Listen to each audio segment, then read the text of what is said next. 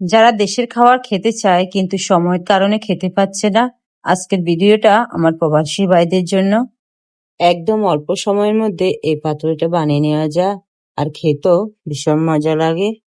আসসালামু আলাইকুম everyone, welcome to cooking network. এখানে আমি কিছু চিংড়ি মাছ নিয়েছি।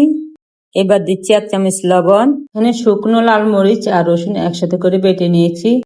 দিচ্ছি কিছু পেঁয়াজ কুচি, হাফ চামচ দিচ্ছি হলুদের গুঁড়ো আর কিছু সরিষার তেল দিয়ে আমি এটাকে মেখে নেব। আমি প্রথম পাতুরিটা করলাম আর এই পাতুরিটা আমার কাছে এতটা ভালো লেগেছে, না খেলে আপনারা বিশ্বাস করতে পারবেন না। সরিষার তেলের পরিমাণটা একটু বাড়িয়ে দিবেন, তাহলে পাতুরির মধ্যে সরিষার তেলে একটা আলাদা স্মেল আসবে। চিংড়ি মাছ দিয়ে লাউ পাতা রান্না করলে তাতেও ভালো লাগে, সেটার ভিডিও একদিন দেখিয়ে দিব। আমি এখানে একটা লাউ পাতা নিয়েছি আর এই লাউ পাতার উপরে আমি এই চিংড়ি মাছগুলো দিয়ে দিচ্ছি। বেশি দিতে যাবেন না, তাহলে লাউ পাতার যে বটা ওটা সুন্দর আসবে না।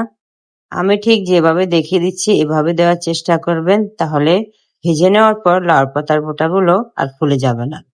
এই পাতুরিটা কোমল পাতা দিয়ে করা যায়, কোমল পাতা দিয়ে করলেও ঠিক একই রকম মজা লাগে। দেখতে পাচ্ছেন আমি বটাটা কিভাবে দিয়েছি, আর একটা সুতা দিয়ে আমি বেঁধে দিব যাতে করে খুলে না যায়।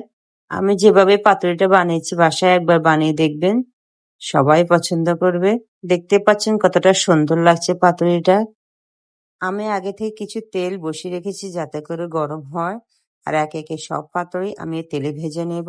এটা ভেজে নেওয়ার পর পুরোটা বাসা আমার গ্রানে ভরে গেল, আর সবাই বলল এত সুন্দর স্মেল কোথায় থেকে আসছে, আমি কি বানাচ্ছি।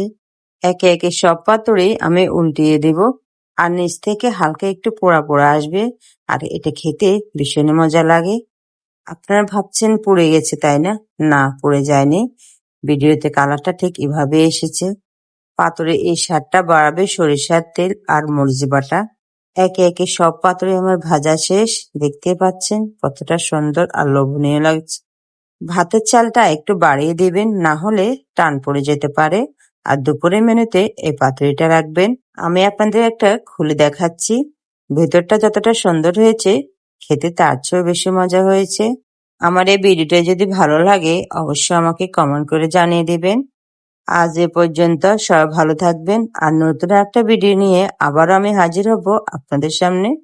আল্লাহ হাফেজ।